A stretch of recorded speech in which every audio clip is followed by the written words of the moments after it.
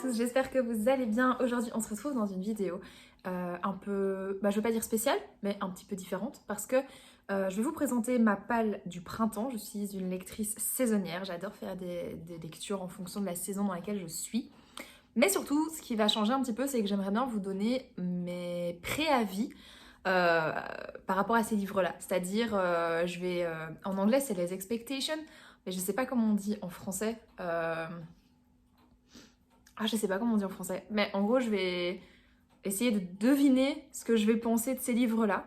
Donc, je sais pas comment... Enfin voilà, je pense pas qu'il y aurait de mauvaises lectures. Le but, c'est que je prenne des lectures qui, je l'espère, vont me plaire. Et donc, ce sera drôle, je pense, de revoir cette vidéo et de me dire, en fait, finalement, ce livre-là, je pensais que j'allais mettre cette note-là. Finalement, c'était celle-là. Enfin, bref. Voilà. Je vais pas plus m'attarder sur cette intro parce qu'en fait j'ai quand même 11 livres à vous présenter et dont on va discuter. Donc c'est parti. Donc le premier c'est Les Chroniques d'Avonlea de Lucie Maud Montgomery aux éditions Toussaint Louverture. C'est le dernier tome de la saga des romans sur Anne, même si ce n'est pas une suite. C'est plusieurs petites histoires qui se passent dans cet univers-là, mais qui ne sont pas forcément après le dernier tome qui était Ria Maria. Ici moi je suis persuadée, mais genre persuadée parce que j'ai jamais eu une déception par rapport à l'univers de Anne. Je suis quasiment sûre que ça va être un 5 sur 5. Je crois. C'est pas un coup de cœur, mais c'est genre j'ai pas eu de coup de cœur sur les tomes de Anne. Il y en a juste un, je crois, où j'ai vraiment mis coup de cœur. Mais c'est toujours des très très bonnes lectures, mais j'ai pas un coup de cœur intersidéral. Donc pareil pour celui-ci, je crois que ça va être un 5 sur 5 sans être un coup de cœur. Ensuite, et ça fait longtemps qu'il est dans ma palle, Les Sorcières de Pendle. Donc c'est de Stacey Hall, ici c'est l'édition chez Pocket. Et ça fait un bail que c'est dans ma palle. C'est une histoire de sorcière. Donc on parle ici plutôt d'accoucheuse. Donc on est en 1612. Donc on parle de femmes qui sont accoucheuses, qui ont des facilités, je vais dire, avec tout ce qui est médecine naturelle et ce genre de choses. On est en 1612, hein, donc plutôt, ouais, je vais dire médecine naturelle, des remèdes un peu de sorcière. Et ça va poser question dans le village, et ceci et cela. Et ça fait très très longtemps. Je pense que j'ai peur de le lire, parce que j'ai peur d'être déçue. Et donc, pour être honnête, j'ai très peur, donc je vais pas essayer de trop monter dans les notes, parce que honnêtement... Voilà, c'est une appréhension que j'ai et donc je lui mettrais, à mon avis, ça va être un 3 ou un 4 sur 5. J'espère que ce sera plutôt 4 que 3, mais j'ai pas trop envie de me dire ça va être incroyable et je vais trop adorer si finalement, c'est pas le cas. Donc, ouais, je pense que je vais le noter à la fin 3 ou 4 sur 5. Ensuite, j'ai aussi Les Aventures de Tom Sawyer de Mark Twain. Ici, c'est dans la Bibliothèque Verte. Donc, c'est les vieilles, très très vieilles éditions qui sentent très bon. Moi, je trouve que ça sent le vieux livre. J'adore. Donc, Tom Sawyer, c'est ce petit garçon qui vit plein d'aventures d'enfants. Un peu comme vous aviez Les Malheurs de Sophie, La Petite Maison dans la Prairie, ce genre de choses, je pense. Et pareil, j'ai jamais lu Tom Sawyer. Et pourtant, c'est pas très long. Je crois qu'il y a 200 pages. Mais pareil, vu que c'est de la vieille littérature, est-ce que j'ose dire ça, j'ai un peu peur que ce soit trop enfantin et donc je me suis jamais lancée. Et donc ce printemps-ci, j'aimerais bien. Et ça, honnêtement, je crois que ça pourrait monter sur un 5 sur 5. Je crois. Toujours dans les lectures classiques, j'ai Le Portrait de Dorian Gray d'Oscar Wilde, aux éditions Folio Classique justement. Alors celui-ci, je le mets dans ma palle du printemps, mais maintenant, si je le lis pas maintenant, ce sera à l'automne. Parce que, je sais pas, j'ai vraiment très envie de le lire. Mais de nouveau, j'ai très peur, enfin c'est fou, hein, mais moi j'ai très peur de certaines lectures, parce que j'ai peur d'être déçue. Vous voyez, c'est ce genre de livres qui ont des renommées de dingue, que tout le monde connaît de nom, mais que on n'est pas sûr d'aimer quand on va les lire. Donc voilà, maintenant j'espère, et ça je l'espère, mais vraiment de tout mon cœur, que ça va être minimum un 4 sur 5. J'espère un coup de cœur, quand même. Mais voilà, de nouveau j'ai très peur, donc on verra bien. La prochaine lecture que j'ai prévu de faire, c'est un livre que je viens d'acheter, d'ailleurs je ne vous l'ai pas encore présenté dans un book haul ou quoi. C'est un livre que j'ai trouvé comme ça, j'ai lu le résumé, je me suis dit waouh, ça a l'air trop bien, let's go. Il s'agit de C'est encore loin le bonheur d'Amélie Baumann, aux éditions Livre de Poche. Et donc je vais vous lire le petit résumé, comme ça vous savez de quoi ça parle. Un petit ami adorable, un métier intéressant, un appartement sympa, une existence bien ordonnée. En apparence, pour Maddy, toutes les cases de la vie idéale sont cochées. Alors, pourquoi l'ennui et la routine ont-ils pris le dessus? Pour soulager le mal-être qu'elle traîne depuis des mois, la jeune femme décide de partir. Bercée durant son enfance par les contes indiens d'une grand-mère fantasque, elle choisit le pays des Maharajas. Avec son sac à dos et l'adresse d'un mystérieux ashram, elle se lance dans une aventure où tout est différent. Les villes, les croyances, les saveurs, les couleurs. Au fil de son parcours et grâce à l'humanité des gens qu'elle rencontre, Maddy va recouvrir peut-être ce précieux trésor qu'elle a perdu, le bonheur. D'où le titre, C'est encore loin, le bonheur.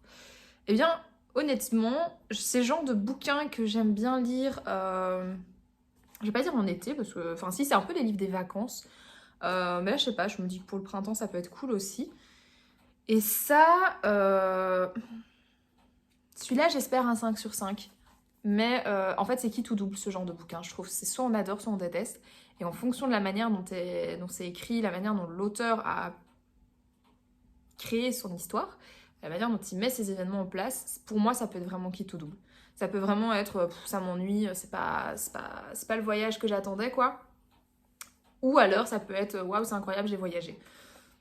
On verra bien, mais ce sera soit un 4 sur 5, certainement, soit un 2 ou 3 sur 5. Je mets la barre entre 2 et 4 sur 5. Pas plus, parce que ce genre de livre, c'est jamais des coups de cœur, donc voilà, ça je suis sûre. Ensuite, dans la même vibe, on a Un si bel horizon de Françoise Bourdin chez Pocket. On est plus ou moins dans le même style d'histoire, hein, même style de roman. Et pareil, ça je pense qu'on va partir entre du 2,5 ou 4 sur 5, mais pas beaucoup plus parce que comme je vous disais, c'est le genre de bouquin où j'ai jamais de coup de cœur. Donc voilà. Ensuite, grosses attentes sur celui-ci, c'est Psyché et Eros de Luna McNamara chez Hauteville. J'en attends énormément. Mais alors énormément parce que moi je suis une très grande fan des réécritures de la mythologie grecque. J'ai adoré, enfin non j'ai pas adoré, c'était incroyable, Le Chant d'Achille de Madeline Miller. C'était vraiment une de mes meilleures lectures de tous les temps. J'ai eu aussi une très bonne lecture avec Circé. Là j'ai lu Pour l'amour des dieux que j'ai adoré. Enfin voilà. J'ai vraiment un gros coup de cœur sur les réécritures de mythologie. Donc celui-ci, il a intérêt à être un coup de cœur. Vraiment, mais genre vraiment. Si je suis déçue, ça va pas le faire. Donc lui, t'as intérêt à être un 5 sur 5 ou un coup de cœur, mon gars. Ça, j'ai très très hâte. Je vous ai présenté tout à l'heure en premier les chroniques d'Avonlea. Je me suis pris également chez Toussaint l'Aventure. Enfin, en fait, c'est l'ouverture, mais il y a l'aventure, enfin... Bref, vous m'avez compris, toujours de Lucie Maud Montgomery, mais c'est leur nouvelle saga, Emily de New Moon. Et alors les couvertures, franchement, maintenant je les ai tous dans ma bibliothèque et c'est magnifique. Genre c'est vraiment trop beau. Et à côté des Anne, du coup, ils font pas tâche, enfin c'est magnifique. Qu'est-ce que vous voulez que je vous dise? Regardez-moi ça. Genre, il y a moyen d'être aussi beau comme ça? Non, hein. Et en plus, enfin, d'ailleurs j'ai écouté un podcast, il faudrait que je vous retrouve le lien du podcast, je vous le mettrai dans la barre d'infos. Je sais même plus qui fait ce podcast, je l'écoute et je sais même pas, enfin je vous avoue je fais jamais très gaffe à qui et quoi, enfin comment. Et il parlait justement, c'était un podcast sur Anne, et il disait justement que c'est des livres qui sont magnifiques, qui sont super bien imprimés, vous avez une qualité de papier, une qualité dingue au niveau du livre. Et ce n'est que 17,50 €. Quand tu vois que... Enfin, Eros et Psyché, il est beau, on va pas se mentir, mais il coûte 25 €. Est-ce que c'est juste ceci qui augmente le prix? J'ai pas vraiment l'impression. Je m'excuse, mais si tu retires la jaquette, il n'y a pas grand-chose. Au final, il est beau, mais il casse pas trois pattes à un canard, quoi. Et c'est 25 €. Alors... il est plus lourd, il est plus grand, mais finalement, il y a quand même 7 € de différence. Donc on est à 17 €. Celui-là, il est à 18,50 €. Allez, 18,50 €, 25 €. finalement, ben voilà, c'est des beaux livres. Moi, je trouve que les prix, ça vaut ça. Mais quand je vois maintenant qu'on a des livres à 30 balles, il y a certains livres maintenant, certaines maisons d'édition qui se sont dit let's go, on fait des éditions collector, mais ils te demandent 30 balles, quoi. Donc moi, quand je vois ça, je me dis que c'est une maison d'édition qui a tout compris. Qui a juste tout compris. Et moi, ce que j'adore, et d'ailleurs, elles le disent aussi dans le podcast, c'est que près du code barre, vous avez un petit... ça fait pas le focus, bien évidemment. Je sais pas si on va le voir. Enfin bref, il est noté merci. Vous avez le prix et derrière, il est noté merci. Ils ont tout compris. Enfin, moi, je suis désolée, mais... Et il y a toujours des petites notes. Moi, j'adore les lire, d'ailleurs. C'est la dernière page. Il y a toujours des petits... voilà. Des petites choses de poésie que j'aime beaucoup. Par exemple, ils mettent...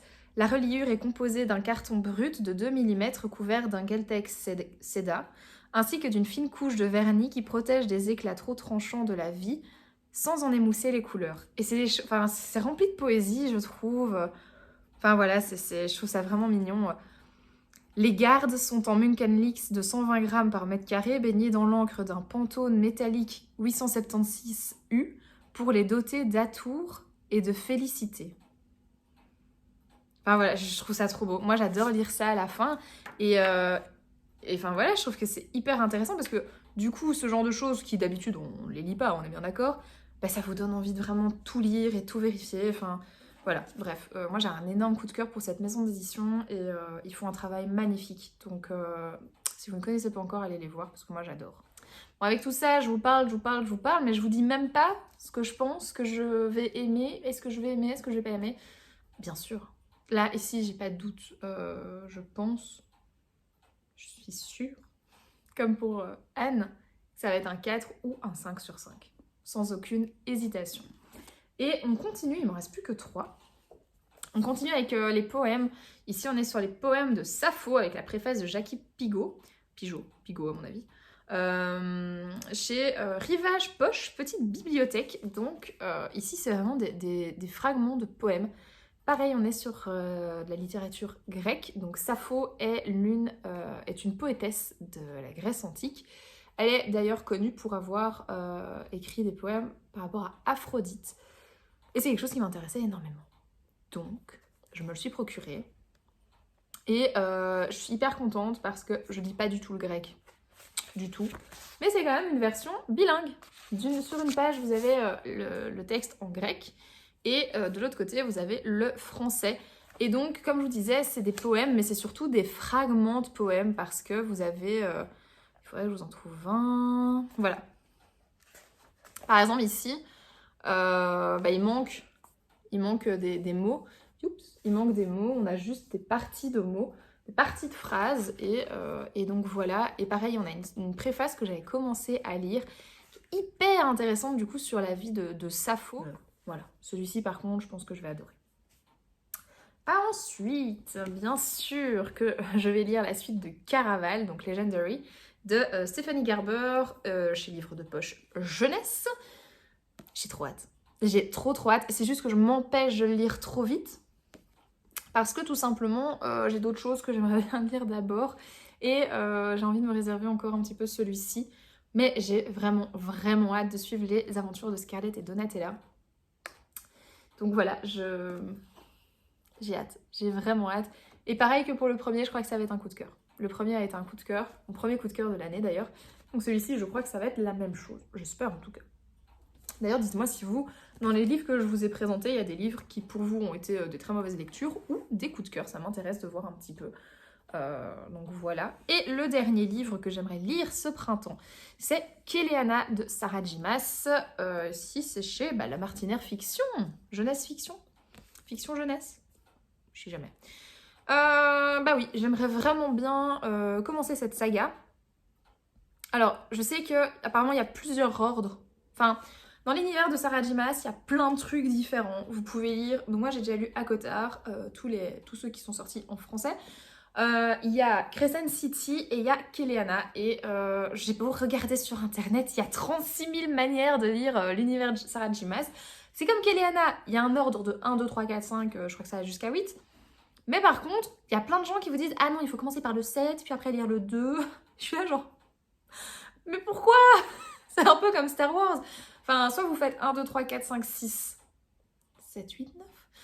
Ou alors vous faites 4, 5, 6, 1, 2, 3, 7, 8, 9. Enfin, il y a plusieurs manières visiblement. Et du coup, moi j'ai flemme de chercher la meilleure des manières. Je me suis dit, je vais faire dans l'ordre de parution tout simplement. Et voilà, à Cotard, j'ai dû dans l'ordre de parution. Il faut absolument que j'investisse dans Crescent City et les lire, bien évidemment. Mais d'abord, je me suis dit que j'allais lire Kéléana, qui a l'air plus jeunesse que Crescent City, et je me suis dit que ça allait peut-être moins me choquer de passer de l'adulte à plus du jeunesse. Je sais pas du tout. En tout cas, c'est sûr que je pense que je vais bien aimer. Maintenant, ce qui me fait peur avec celui-ci, et la raison pour laquelle je l'ai pas encore lu, en fait, tout simplement, parce que ça fait quelques mois qu'il est dans ma palle, c'est que tout simplement, tout le monde dit que Kéléana c'est bien à partir du 3e, 4e tome. Et je me dis, j'adore l'univers d'Akotar, j'adore l'écriture de Sarah J. Maas, mais attendre le 3e ou 4e tome pour que ce soit enfin bien, j'espère pas quoi. Il y en a encore 2 que j'aimerais bien rajouter. En tout cas, il y en a un que j'ai commandé qui arrive normalement cette semaine. Si vous me suivez sur Instagram, vous savez, c'est Iron Flame. Je vous mettrai la petite image là, bien sûr. Et donc, c'est le tome 2 de Fourth Wing, mais en version anglaise. Enfin, VO quoi, une version originale. Tout simplement parce que j'ai adoré le tome 1 et que j'ai pas envie de mettre de l'argent dans la version française qui m'a pas forcément plu. Et donc j'ai préféré le prendre en anglais. Donc voilà, j'aimerais bien lire la suite, surtout que le tome 2 en français il sort en juin. J'aurais dû attendre, je n'ai pas envie d'attendre moi. J'ai vraiment pas envie. Je sens que la hype va redescendre si je dois attendre. Enfin genre, là je suis à fond, je l'ai fini hier soir et je suis là genre waouh, trop bien. Et si je dois attendre juin, là, le ah, trop bien, il va faire ah ouais, ah ouais, ah ouais. Et je vais arriver en juin et je serai là, genre, flemme de le lire. Surtout que j'aurais oublié la moitié. Enfin bref. Donc à mon avis, il est possible que dès que je reçois Iron Flame, je le commence. Mais direct. Donc voilà. Et du coup, le deuxième, en fait, j'ai commandé Fourth Wing. Non, je l'ai pas encore commandé. Je le cherche. Je cherche Fourth Wing en VO, mais le premier. Mais voilà, c'est pas facile de le trouver en physique, donc je pense que je vais devoir le commander quelque part. Donc voilà, c'est tout. Et oui, comme vous le savez, je suis toujours dans la lecture commune du Seigneur des Anneaux, on est là, on est sur les 2 tours. Donc ça, je continue, mais bon voilà, c'est une relecture, hein, je sais que j'adore, donc même pas besoin de me dire est-ce que je vais aimer ou pas. Je sais que j'adore, donc voilà, je continue ça. Le 2e tome, il devrait être fini fin avril, je crois. Donc voilà. Écoutez, je pense qu'on a fait le tour de toutes les lectures que j'aimerais faire au printemps. Finalement, quelques appréhensions sur quelques livres, mais pas toutes, là où je suis vraiment quand même assez contente. Vraiment, j'ai hâte de voir les bilans et de comparer plus tard, et me dire, en fait, j'étais à côté de la plaque, ou pas du tout. Au contraire, peut-être un livre que j'ai dit, ouais, 4, en fait, ça a peut-être été un coup de cœur, je n'en sais rien, on verra bien. Mais je me dis que ça me fait quand même pas mal de travail, pas mal de lecture pour ces quelques mois-là qui arrivent, donc oui. Alors, effectivement, je précise que normalement le printemps commence le 21 mars, 22, je sais plus. Pour moi, il a déjà commencé. Pour moi, on est en mars, il commence à faire un petit peu plus beau, les cerisiers, quelques cerisiers sont déjà en fleurs. Pour moi, on est déjà au printemps. Donc j'ai déjà commencé cette pile à lire. Voilà, c'est juste petite précision au cas où. Donc voilà, donc comme je vous disais, n'hésitez pas à commenter, liker la vidéo, la partager avec vos amis qui aiment aussi faire des pales printanières, des pales saisonnières. Moi j'adore ça. Et je vous dis à la semaine prochaine, donc salut!